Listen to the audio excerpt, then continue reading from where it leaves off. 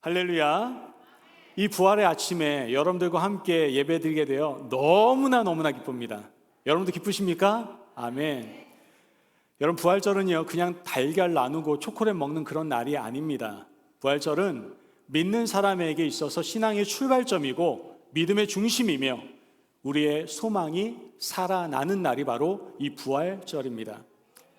어린이도 어른도 모두가 기억해야 될 중요한 진리가 있는 그날이 바로 이 부활절이다라는 것이죠. 이런 중요한 날 우리 아이들과 함께 우리 부모님들이 어른들이 함께 예배 드리게 되어서 제가 얼마나 기쁜지 모릅니다. 아이들 떠들어도 괜찮아요. 여러분, 교회에서 애들이 떠드는 건 축복입니다. 애들 소리가 없는 교회가 얼마나 많은 줄 아십니까? 살아있다는 거예요. 여러분, 오늘 애들 소리가 들려도 우리 교회 살아있는 교회구나, 역시 부활이 있는 교회야 라고 생각하시면서 기쁨으로 함께 예배 드리시기를 바랍니다. 오늘 우리 어린이들과 함께 예배를 드리기 때문에 예배를 굉장히 말씀을 짧게 드리게 될 겁니다. 말씀을 듣고 있나? 라고 생각할 때 벌써 끝날 수도 있으니까 바짝 정신 차리시고, 그리고 목사님 오늘 왜 이렇게 말씀을 이렇게 심플하게 너무나 애들처럼 준비했지? 라고 생각하신다면 오늘 내가 어린아이와 같은 마음으로 초심을 가지고 내가 부활주의를 맞이한다 생각하시고 말씀의 은혜를 누리시기를 바랍니다. 우리 영상 보시고 함께 말씀 계속 이어가도록 하겠습니다.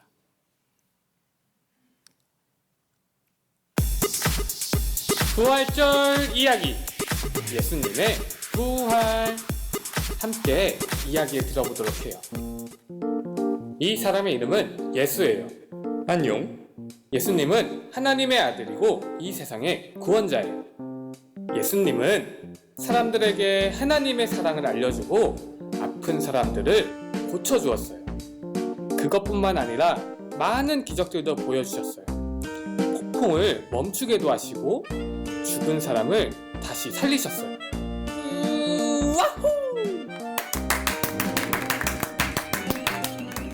그런데 제사장과 서기관들은 예수님의 행동이 싫었어요.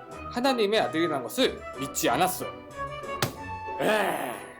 그래서 그들은 예수님을 체포할 계획을 은밀히 짜기 시작했어요. 그때 예수님의 제자 중 한 사람, 가룟 유다가 찾아왔어요. 어서 들어오세요. 가룟 유다는 돈을 받고 예수님을 팔기로 했어요. 예수님께서 겟세마네 동산에서 기도하실 때였어요. 배신한 가룟 유다가 로마 군인들과 함께 찾아와서 예수님을 붙잡아갔어요. 재판장에 끌려오신 예수님은 재판을 받게 되었어요. 대제사장은 예수께 물었어요. 네가 진짜 구원자이며 하나님의 아들이라고 생각하느냐? 내가 말한 대로다. 대제사장은 화가 나서 소리를 지르며 자신의 옷을 찢어버렸어요. 예수는 죄가 있고 죽어야 한다고 말했어요. 그들은 예수를 이끌고 본디오 빌라도에게 찾아갔어요. 그리고 이 상황에 대해서 설명했어요. 빌라도는 예수에게 죄가 없다고 생각했어요. 별 문제 없을 것 같은데? 빌라도는 자신의 병사에게 예수를 때리고 그냥 놓아주라고 이야기했어요. 말도 안 돼! 뭐? 그러나 사람들은 크게 소리 지르며 우린 그를 죽이기 원합니다! 라고 말했어요. 사람들이 크게 소리 지르며 외치자 빌라도는 어쩔 수 없이 예수님에게 십자가 처형을 내렸어요. 예수님은 고난당하시고 침뱉음을 당하셨어요. 군인들은 예수님의 옷을 나눠 갖고 가시면류관을 만들어 예수님께 씌웠어요. 예수님은 군인들에게 고초를 당하고 부끄러움을 당하셨어요. 그리고 예수님은 무거운 십자가를 지고 가셔야 했어요. 그러나 예수님은 도저히 들 힘이 없었어요. 그래서 로마 군인은 시몬을 시켜서 대신 짊어지게 했어요. 예수님께서 십자가를 지고 올라간 곳은 해골이라는 뜻을 가진 골고다 언덕이었어요. 군인들은 그곳에서 예수를 십자가에 못 박고 죽기를 기다렸어요. 예수님께서 십자가에 매달리자 많은 사람들이 소리쳤어요. 네가 진짜 하나님의 아들이라면 네 자신을 십자가에서 구원해봐. 그러나 예수님은 사람들의 죄를 위해 죽어야 한다는 것을 알고 있었어요. 오후 12시 해가 빛을 잃고 온 땅에 어둠이 찾아왔어요. 그리고 3시간 뒤 예수님께서 마지막 숨을 거두고 돌아가셨어요. 예수님께서 숨을 거두는 그 순간 예루살렘 성전에 있는 큰 휘장이 두 쪽으로 찢어져 버리고 말았어요. 이 모습을 지켜보았던 군인은 말했어요. 이 사람은 진짜 하나님의 아들이었어. 아리마대의 요셉이라는 사람은 예수님의 시체를 무덤에 옮겨 놓았어요. 무덤은 큰 돌로 굳게 잠겨 아무도 들어올 수 없게 되었어요. 3일이 지난 후 일요일 아침, 여자들은 예수의 무덤에 찾아왔어요. 그런데 그 무덤은 비어있고 아무도 없었어요. 두려워하지 말아요. 예수님은 여기 없어요. 예수님은 부활하셨어요. 그 순간 여자들은 예수님이 말씀하신 부활이 떠올랐어요. 여자들은 제자들에게 달려가 그들이 본 것을 이야기했어요. 에이, 안녕. 뭐 깜짝아. 부활하신 예수님은 40일 동안 제자들과 사람들 앞에 나타나서 그가 부활하신 것을 보여주셨어요. 부활하신 예수님은 제자들에게 다시 한번 하나님의 마음을 알려주었어요.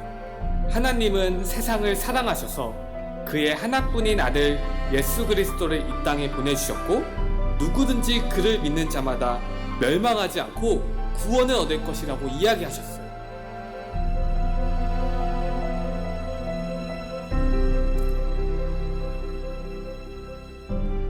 예, 예수님께서 부활하셨습니다. 믿으십니까? 아멘. 예수님의 이런 부활의 아름다운 이야기 중에서 오늘은 한 4장면을 살펴보면서 함께 말씀의 은혜를 나눠보고자 합니다. 첫째, 우리가 봐야 될 예수님의 부활의 장면 중 한 장면은 바로 무덤을 찾은 여인입니다. 무덤을 두 여인이 찾게 되지 않습니까? 본문을 보면 예수님이 돌아가신 후 안식일이 지나고 이른 아침에 막달라 마리아와 다른 마리아가 예수님의 무덤을 찾아갔다라고 말씀하고 있습니다. 막달라 마리아와 또 다른 마리아는 왜 그곳을 찾아갔을까요? 심심해서 찾아가지 않았겠죠. 궁금해서도 아닐 겁니다. 사랑하는 마음, 예수님을 사모하는 마음을 가지고 있었기 때문에 그곳에 찾아가게 된 겁니다. 찾아가는 게 쉬웠을까요? 절대 쉬운 일 아닙니다.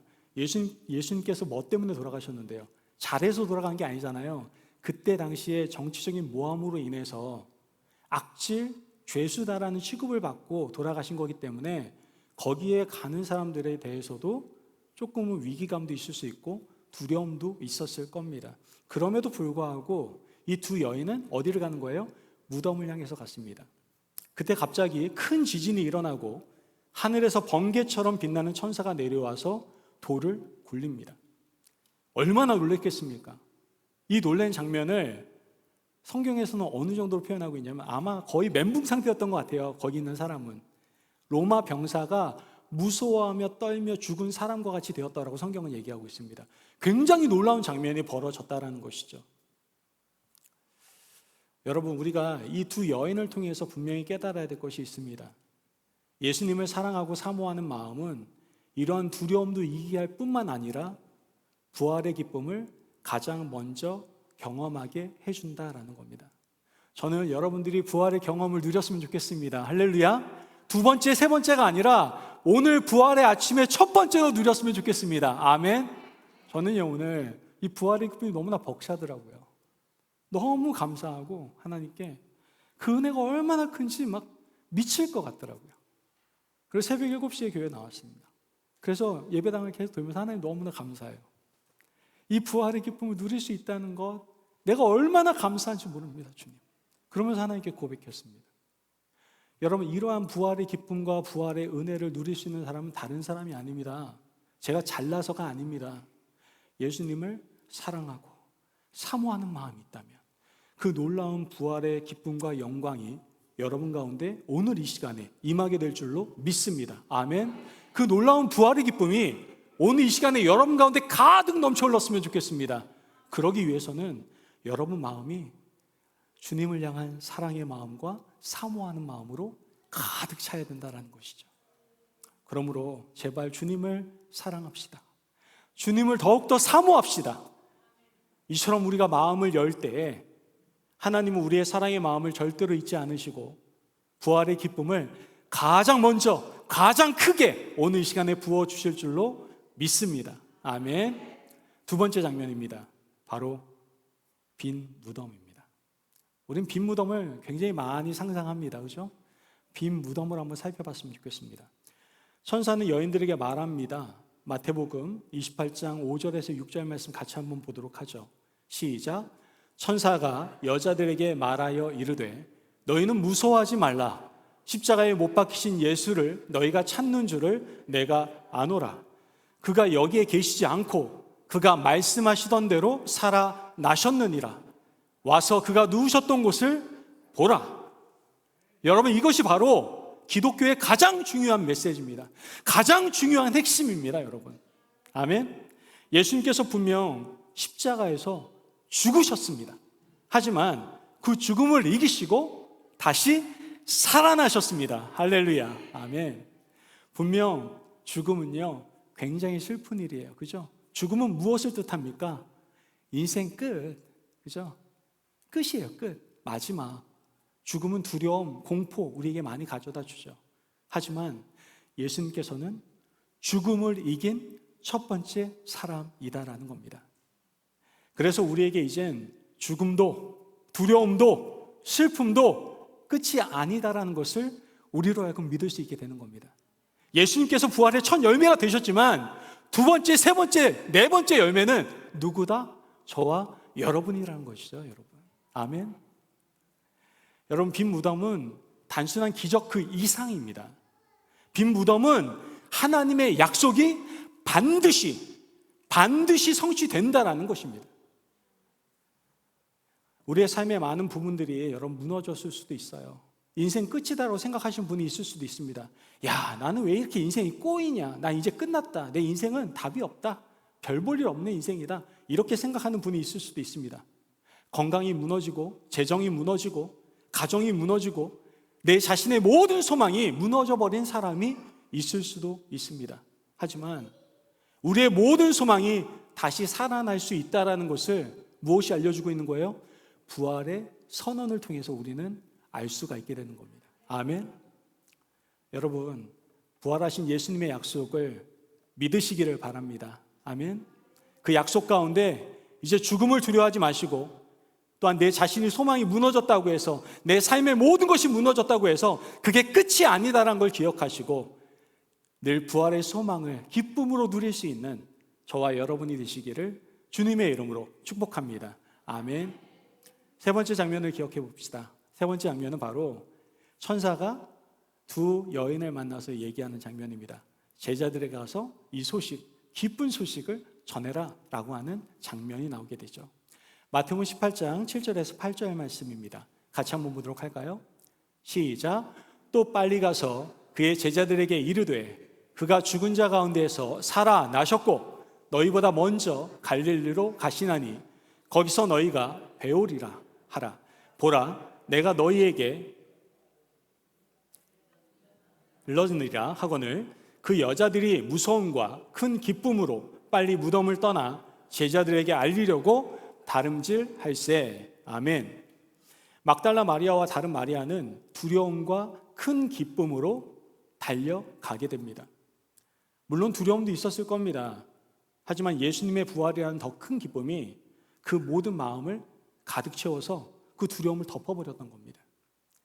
그리고 결국 이 귀한 소식을 들은 제자들도 또 그 제자들을 통해서 복음을 들은 모든 사람들, 이 모든 사람들이 복음으로 다 변화받게 됩니다. 오늘 우리에게 주신 부활의 사명도 마찬가지입니다. 뭘까요? 가서 전하라. 가서 전하라. 예수님이 다시 살아나셨습니다. 그리고 지금도 우리와 함께하고 계십니다. 이 기쁜 소식을 이웃에게, 친구들에게, 가족들에게 전할 수 있는 저와 여러분이 되어야 될 줄로 믿습니다. 아멘. 부활의 큰 기쁨을 가지시고 그 소망을 가지시고 부활절의 사명을 기억하며 기쁨의 소식을 전할 수 있는 우리 귀한 임마누엘 가족들 되시길 간절히 바랍니다. 아멘. 마지막 장면을 보도록 하겠습니다. 그 장면은 예수님께서 먼저 다가오시는 장면입니다. 마지막 장면은요, 정말 눈물나게 감동적인 장면입니다. 여인들이 달려가는 길에서 예수님이 먼저 그들에게 나타나시는 것을 우리는 보게 됩니다. 마태복음 28장 9절 말씀 같이 한번 보겠습니다. 시작. 예수께서 그들을 만나 이르시되 평안하냐 하시거늘 여자들이 나아가 그 발을 붙잡고 경배하니. 아멘. 여기서 우리는 부활하신 예수님의 성품을 보게 됩니다. 예수님께서는 우리가 예수님을 찾기 이전에 먼저 우리를 찾아오시고 다가오십니다. 그리고 우리에게 말씀하십니다. 너희가 평안하냐? 너희가 평안하냐? 이렇게 인사를 하십니다. 여러분, 주님을 만났을 때 다 이 경험하시지 않았습니까? 나는 내가 노력해서, 내가 교회 다녀서 예수님을 믿은 줄 알았는데 내가 깊이 믿음 생활하다 보니 주님께서 나에게 먼저 찾아오셨구나. 제가 깊이 있는 믿음 생활을 하면 할수록 고백할 수밖에 없는 찬양이 98장입니다. 지금은 장수가 새 찬양은 바뀌었을 텐데요. 주 예수 내가 알기 전 날 먼저 사랑했네. 믿으십니까? 아멘. 그분이 날 먼저 사랑하셨고, 그분이 먼저 날 찾아오셨고, 그분이 먼저 날 다가오셨습니다. 이게 그분의 성품이에요. 나의 부활의 기쁜 소식을 전해라 라고 말하면서 등 떠밀고 네가 알아서 먼저 가 이렇게 말씀하시는 것이 아니라 그분은 언제나 다가오셔서 함께 해주세요. 그분이 먼저 앞길을 걸어가 주시고 그 발자국을 따라서 따라오라고 우리에게 말씀해 주고 계세요. 너희들 잘하고 있니? 평안하냐?